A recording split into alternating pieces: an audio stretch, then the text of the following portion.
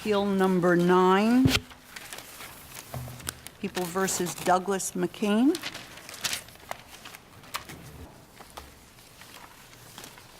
A moment, Your Honor. I think that argument went quicker than I expected when I saw all those parties up there.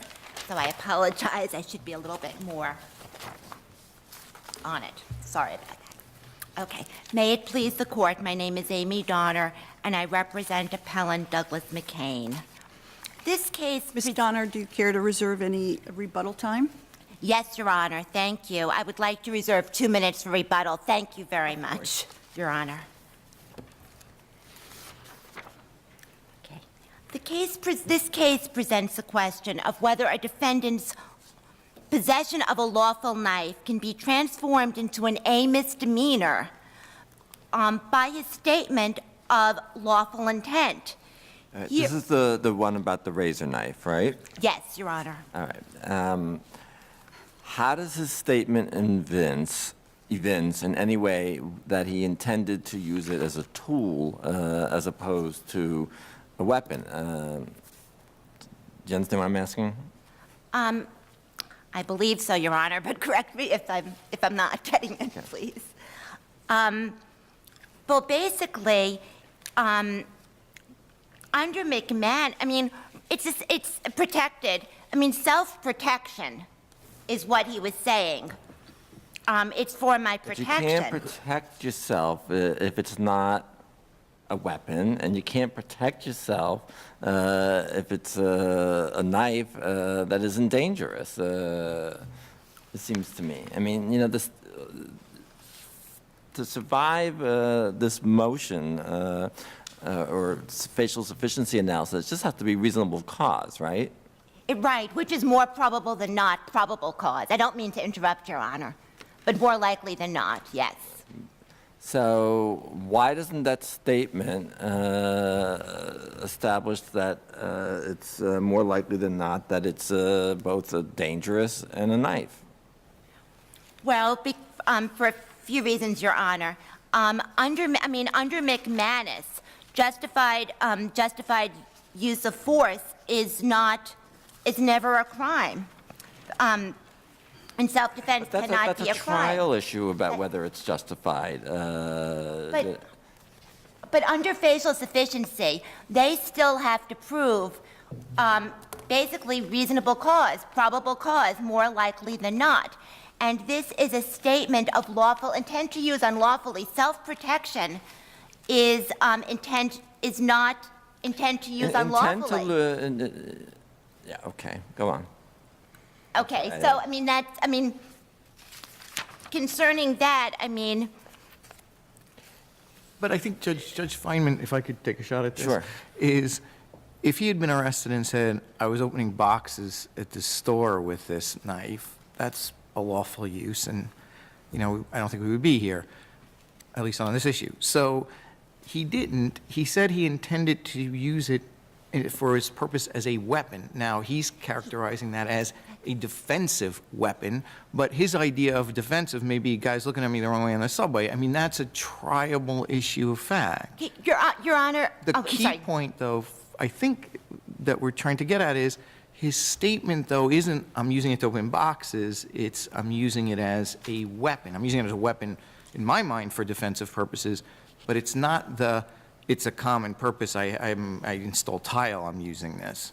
Okay, well, in the razor knife in this situation, the statement that they have to prove, it has to be more probable than not that he intended to use this unlawfully. It's for my protection, just because it has to be a statement of. But if it's a dangerous instrument, that's one thing, right? This is charged as a dangerous knife. And they get the benefit of the presumption. And then whether that presumption is rebutted, it seems to me, becomes a trial issue. Well, under Jamie D., the only way, knives are not unlawful per se. It has to be it has to be that it's a dangerous knife. And under Jamie D., there are different ways you can do it. One, if it's by its inherent characteristic. Second definition, if it's modified for use that makes it dangerous, the piece of wood sharpened into a spear. What about the language that but- it's an instrument of offensive or defensive combat? Well, That's also in that JMD. comes from the first definition, whether it's inherent by its characteristics a weapon like the other, like most of the other instruments that are mentioned in subdivision 2, which is what we're charged with. So are And you saying that specifically- there has to be something, are you saying that Jamie D stands for the proposition that there has to be something more than just the subjective view? So if the defendant views it as a weapon, the people are saying that's enough. And are you saying that there has to be something more than that? Is that your point?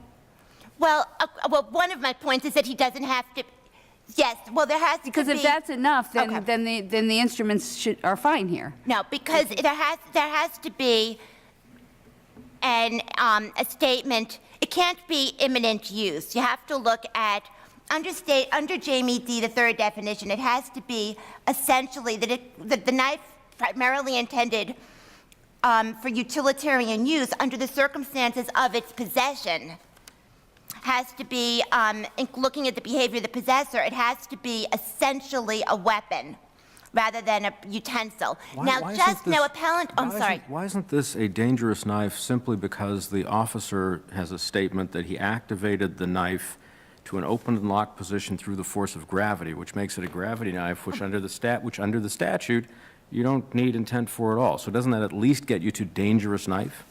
Well, no, Your Honor, not at all, because they didn't charge it as a I gravity understand they didn't knife. charge that, but doesn't the fact that under the statute, that the officer's statement here about what he did demonstrates that it is a gravity knife, make it at least a dangerous knife?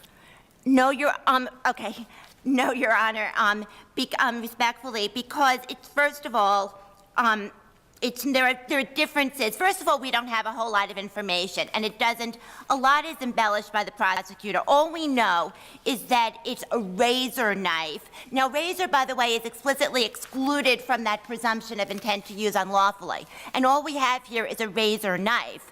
Now, We don't have a it's different statement. if you're, excuse me? We don't have a statement, sworn statement from the officer that he activated it to an open and locked position through the force of gravity? But that's not enough to make it a gravity knife. First of all, they had to Well, charge that may it as be a why gravity. they didn't charge it as a gravity knife and charged it as a dangerous knife. I mean, But- this is not a but- complaint where there's absolutely no facts describing the knife. Well, Your Honor, I would say that there are insufficient facts to make it more, well, first of all, they would have, officers know what gravity knives look like. Yet this officer said twice, it's a razor knife. So, and he says, based on his training, he knows it's a razor knife. But I think what my colleagues are getting at is that the characteristics of it, even if it's not a gravity knife, the fact that it could be activated in the way that the officer did makes it inherently a dangerous knife, subject to rebuttal. Well, first of all, gravity works on everything. And there are things that, it doesn't stand said it was locked automatically in place. So this is different than People versus Sons, which I think is what's being alluded to. Well, And- but again, if it did have that additional thing, that it made out all the factors in People v. Sand, it would have been charged as a gravity knife. But why isn't this enough to at least make out a dangerous knife? Because it's all that we have. We're limited to the factual allegations in the complaint. And all we have there is that it's a razor knife, and that it doesn't say that there's that it locks in automatically or through a built-in device. It doesn't say how the officer opened it. So you don't, and everything works on gravity. You can't just throw in the word gravity and say, oops, gravity knife. You have to have more here. And they would have, if it was, then they would have charged it as such. But I'd like to also address some other things. One of the things about this case is that they're saying that this statement isn't that the statement is that an awareness that in some circumstance, this tool, which is just clipped to his belt, and we really don't know much based on the complaint, because a lot is what the people are embellishing, the whole one-handed use and stuff like that. We know it's 11:18 or 11:20 at night in the back of a residential building,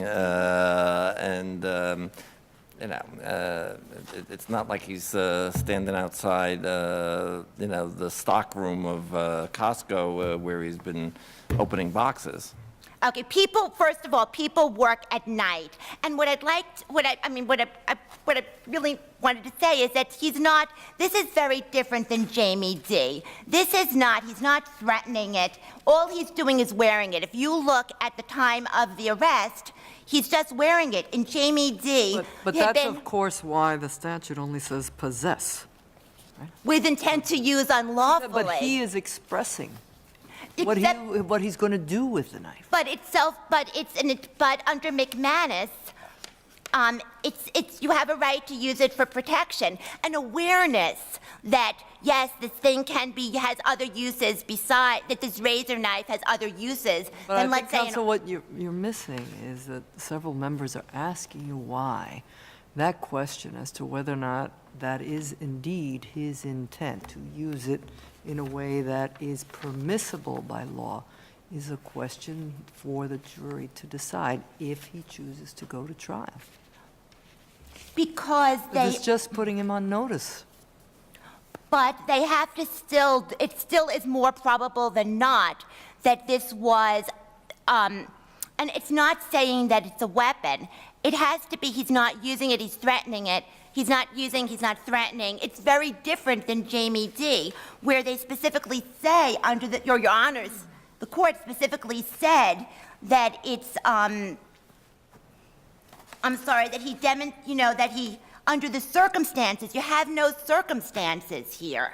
You have this, and the statement, the court is, they have to have more probable than not that it was going to be used, in that way. Getting to, let's say an art student, you can purchases a knife, purchase an X-Acto knife. Now he's aware, and the storekeeper says to him in the art store, if you're trapped in your, if it's late, if you're in your studio and somebody breaks in, you might use this X-Acto knife thing to, if someone's attacking you, to defend yourself. So you don't have intent to use it unlawfully, but he's aware, But the case obviously. is about what he said. He said what his intended use was going to be. But the art I student, carry it around for other purposes. And by the way, it's late at night, I'm behind the building, and, if it gets a little dangerous, I might use it to protect myself. That's not what he said. well, but if they're going to use a statement, and all the statement is that it's for my protection, I don't see where that becomes a statement of unlawful intent. It's his future in the event that the situation arose. But, and it has to be essentially a weapon. And, Thank you, Ms. Donner. Thank you. Counsel? okay.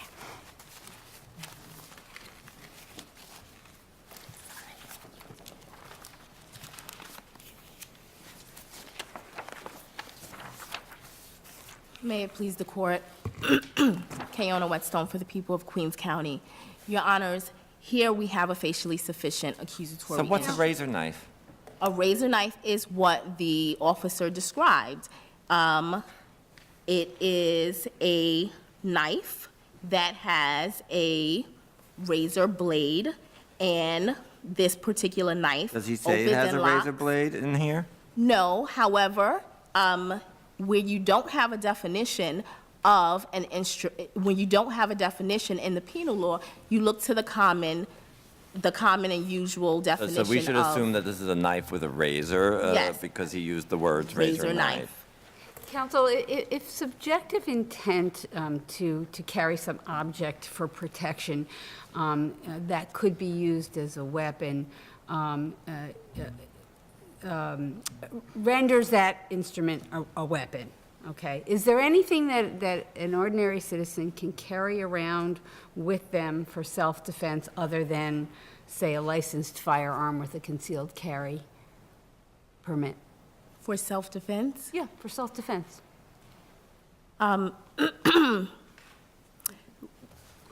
We believe that this does not impede on the right to bear arms. Okay, so under what circumstances what kind of object could a person carry around for self-defense that he or she believed subjectively would be used as a weapon in case they were attacked?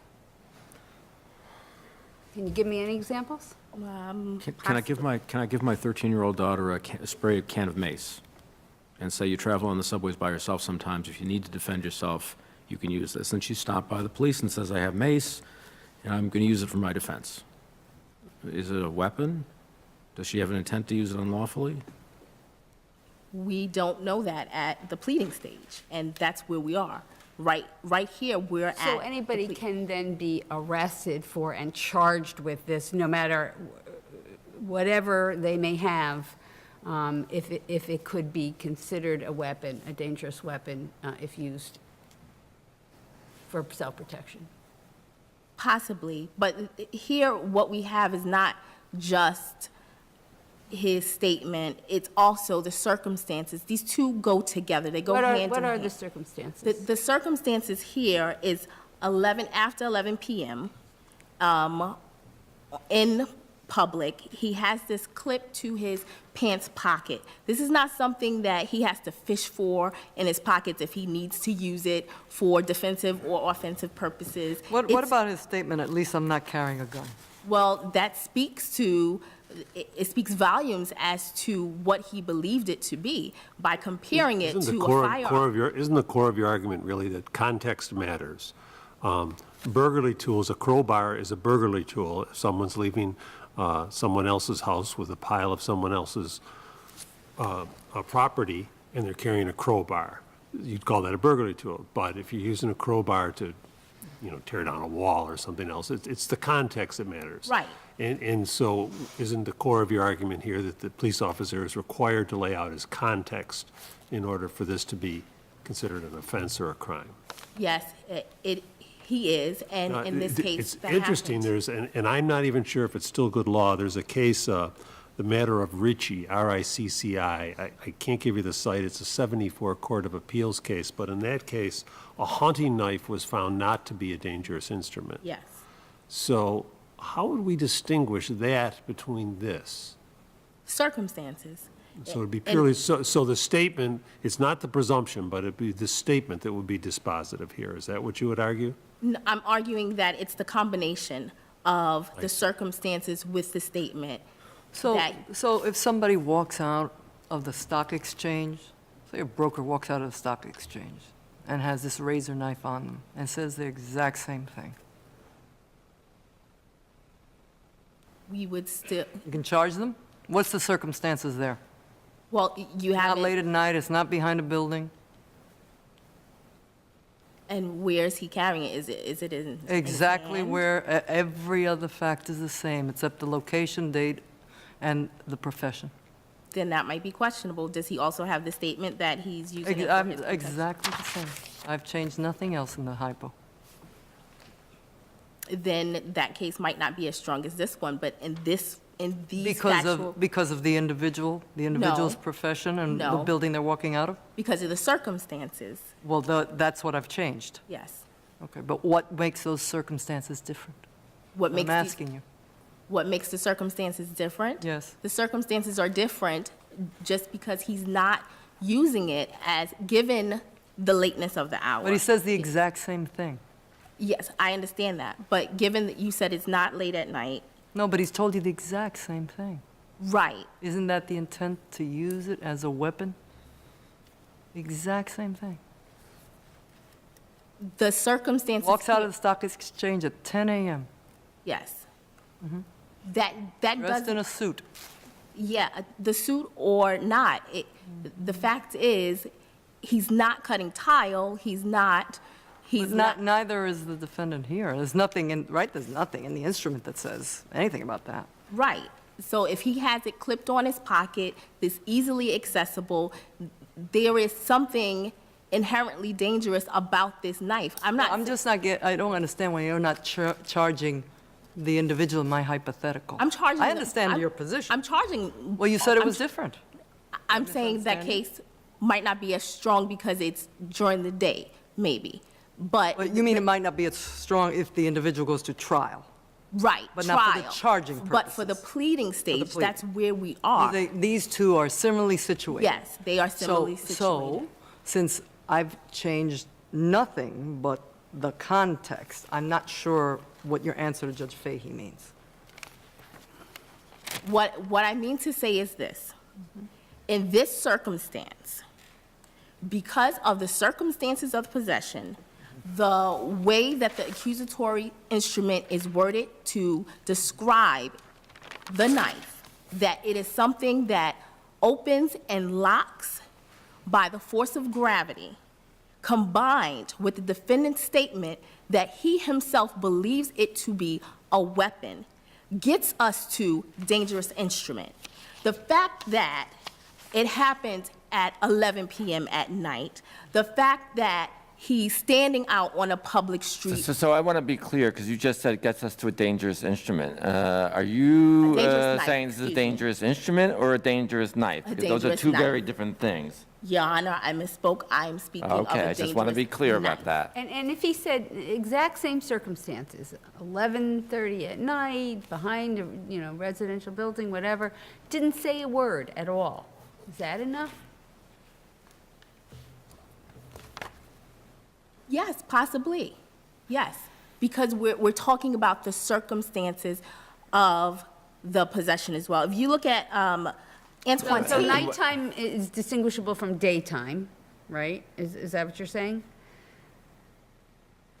I'm saying nighttime might make it a stronger case, as in most people are not cutting tile at 11 p.m. So for charging purposes. For charging For purposes. charging purposes, it's now 11 o'clock in the morning, and he's standing behind this residential building with this razor knife clipped to his belt, and he says nothing when he's approached or For when he's charging asked. purposes, it does not make a difference. We are at the pleading stage where the standard is reasonable cause. This is a permissive presumption that gets us to the trier of fact where So that can be if I'm in my rebutted. house and I'm opening boxes and I stick the knife right in my pocket, and then I get a phone call and I go outside next door to my next door neighbor's house and this thing is in my pocket, and police happen to be walking by and they see it sticking out of my pocket, is that enough? This razor knife? Yes. Yeah.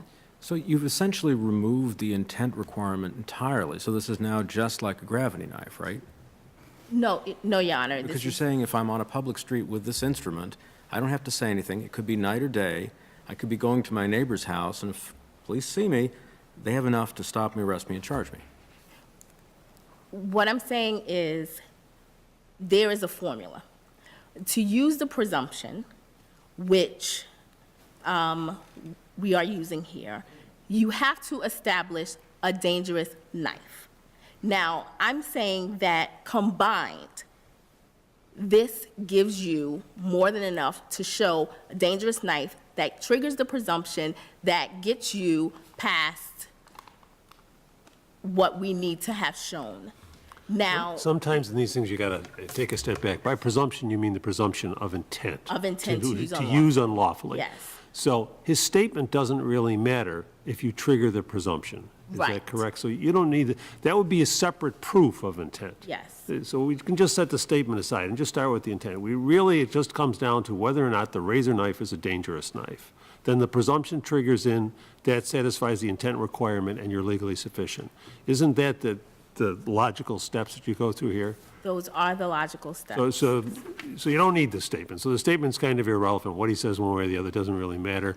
All that really matters is you're carrying a dangerous knife, boom, that's it. Yes. Which is But exactly it- the same for a stiletto, which doesn't have the intent requirement.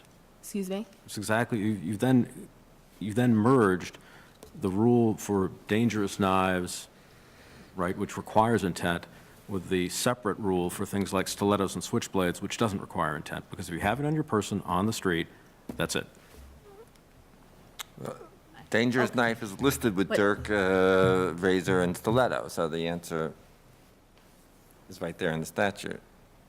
The statute allows for the statute. Presumption. The statute allows for the presumption. Yes, Right. with dangerous knives. And if you look at Jamie D., there are all of these prescriptions as to what gets you to a dangerous knife. Now, we could be hypothetically talking about circumstances where a statement wasn't made, but in the facts, under the facts of this case, we have both circumstance as to where the knife was positioned, the fact that he wasn't using it for a utilitarian purpose, the fact that he, in combination with all of those circumstances, he also states, hey, I have this for my protection. Thank you, counsel. We understand the point. Thank you. Ms. Donner? Thank you.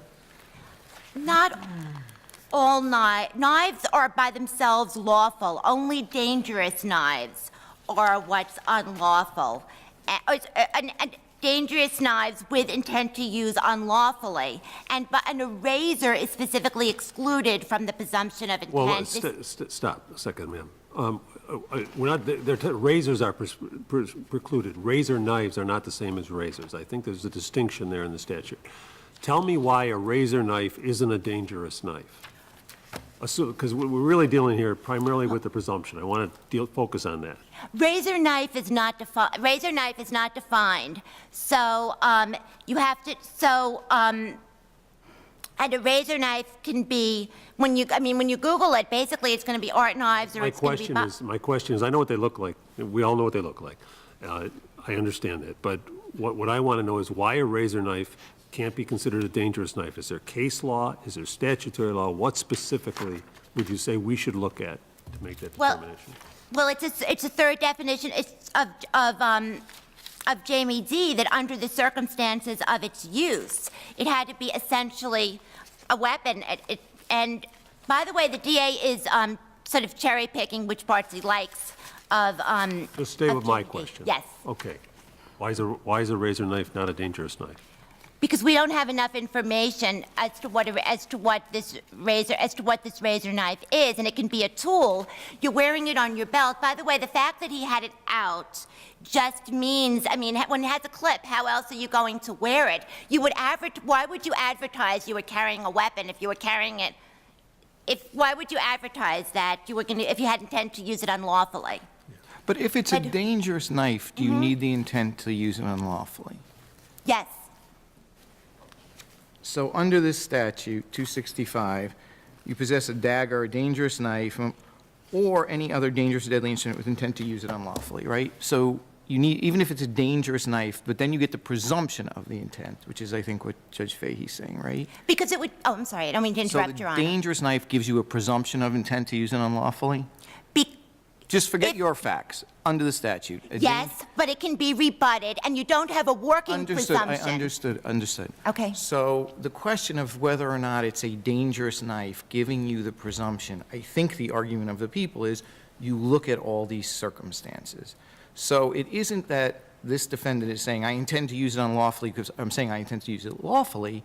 It's that statement indicating that the intent is not to use it as a box cutter, but to use it as some form of weapon, combined with the time of the offense, the night, the location of the offense, and I think as Judge Wilson was saying, the description of the knife is given by the police officer. All of those things go to creating the presumption because they go to creating this, labeling this as a dangerous knife. So why isn't that right? Because it's a statement, a statement of intent for lawful use. Self-protection under McManus is not unlawful. It But says forget- that. Forget that as the intent. What we're just talking about is, I think Judge But so, Fahey's okay. trying to get at, is the presumption. So to get to the presumption, you just have to get to dangerous knife. And that intent, not going intent lawful, unlawful, but intent to use as a weapon rather than as a tool, goes to the circumstances creating the label dangerous knife, giving you the presumption. You have to, I'm sorry, you have, Unless, I'm am I sorry, could you, I'm misunderstanding the sorry, law? I guess I'm not, could Your Honor, I'm sorry. If I, No, I may be confusing the question here. To me, under this statute, and I think what Judge Fahey's questioning was getting at, if you have enough to show that this is a dangerous knife, you get a presumption of intent to use it unlawfully. Just under the statute, forget the facts here. You agree with that? if you have a dangerous knife, Right. okay. And their argument isn't the statement showed an intent to use it unlawfully. I believe the people's argument is the statement and the other circumstances go to show that this is a dangerous knife, giving you a presumption of using it unlawfully. Because it's not, I guess, because it's not it's an irrational presumption under these circumstances, when under McManus, As a matter of law, self-protection. you're saying it's irrational to conclude that, given the description of the knife, the time and place of the arrest, and his statement that he intended to use it as a weapon, albeit defensively, is irrational to find the standard for pleading. Under these circumstances, yes. Yes, and it's an overbroad thing, and otherwise, and you don't have a grand jury with misdemeanor, so therefore, if the people aren't specific, then you can just hold, then Judge Wilson's daughter with the, could be, as Your Honor was saying, anything could Well, the become mace some sort of wouldn't, dangerous wait a minute, instrument. the mace wouldn't be a dagger, dangerous knife, dirk, et cetera, stiletto, or an imitation pistol, or a kung fu star. With Judge But Wilson's daughter, you would have to get into whether it's a dangerous instrument, and you wouldn't have the benefit of the presumption, so. But when you consider that knives are not necessarily dangerous knives. Knives are lawful. Why does the statement that's protected under McManus, how does that then somehow? So your problem is that they haven't alleged enough to make this dangerous. Yes, and that in any event, it's not a working presumption. It disappears. It would be irrational. They're the ones who are introducing the statement. And the statement is, I'm using it for self-protection, which is protected under McManus. So then to say, well, it's good enough to be intent to use unlawfully, when it's saying I'm not using it unlawfully, I don't have an intent to do that under these circumstances. Thank you, Ms. It would be Thank you, irrational. Ms. Donner. Thank you. Thank you.